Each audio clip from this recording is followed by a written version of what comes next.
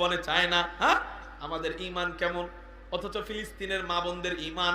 একটা ভিডিওর মধ্যে দেখলাম এক মাকে মারতে আসছে ইসরায়েলের এক কুলাঙ্গার। মা বলতেছে আমারে মাইরা ফেললে আমি একটা স্বাদ দিতে পারবো যে আমি শহীদ হয়ে গেলাম, আমি এক স্বাদ নিতে পারবো, এজন্য তুমি আগে আমারে মাইরো না, নাও আমার সন্তানকে দিয়ে দিলাম, আগে আমার সন্তানের বুকে গুলি কর, আগে আমার সন্তানকে ঝাঁঝরা ঝাঁঝরা কর, আগে আমার সন্তানগুলারে মার, আমি প্রথম মজা নিব যে আমি শহীদের মা, এরপর আমারে শহীদ কর, এরপরে আমি দ্বিতীয় মজা নিব যে আমি নিজেও শহীদ। এই হলো তাদের ঈমান। আল্লাহ এবং তার রাসূলের জন্য, ইসলামকে হেফাজত করবার জন্য, দ্বীনকে হেফাজত করবার জন্য তাদের সন্তানের জানটা সামনে দিয়ে দেয়। আর আমাদের সন্তানদের আমরা একটু মাদ্রাসায় দিব, সন্তানের একটু কষ্ট হবে, ওইটা আমি সহ্য করতে পারি না, ওইটা আমি সহ্য করতে পারি না। আমি বলি আমার সন্তান, আমি কত ভালো ভালো খাই, আমার সন্তান মাদ্রাসায় কি খেয়ে থাকে, আহারে কত কষ্ট।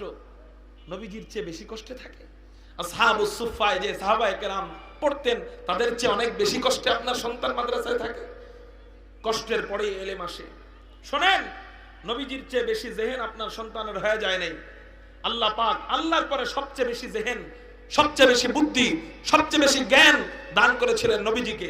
কিন্তু সর্বপ্রথম যখন কোরআন নাজিল করেন, হযরতে জিবরাইল বললেন ইকরা মুহাম্মদ, হযরতে আকায়ে নামদার বললেন মা আনা বিকারিন, জিবরাইল বললেন পড়ো মুহাম্মদ, নবীজি বললেন পারি না পড়তে, আবার জিবরাইল বলেন পড়ো মুহাম্মদ, নবীজি বললেন পারি না পড়তে, আবার জিবরাইল বলেন পড়ো মুহাম্মদ, নবীজি বললেন পারি না পড়তে। এই পড়ো পড়ো বইলা তিনবার এমন জোরে চাপ দিলেন, নবীজি বললেন যে আমার মনে হচ্ছিল যেন আমার জানটা বের হয়ে যাবে, এতটা কষ্ট আমার হচ্ছিল। এরপরে তিনবার চাপ দেওয়ার পর আল্লাহ পাক রব্বুল আলামিন আমার এবং আল্লাহর মাঝখানে যে বেড়ার পর্দা ছিল, এই পর্দা সরায় নিলেন।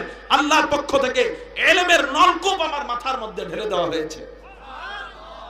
নবীজির মতো ব্যক্তি যদি চাপ দেওয়ার পরে, কষ্ট করার পরে এরপরে ইলম অর্জন করতে পারে, ইলম শিখতে পারে, তাহলে আপনার আমার সন্তান নবীজির চেয়ে বেশি জেহেনি হয়ে গেছে।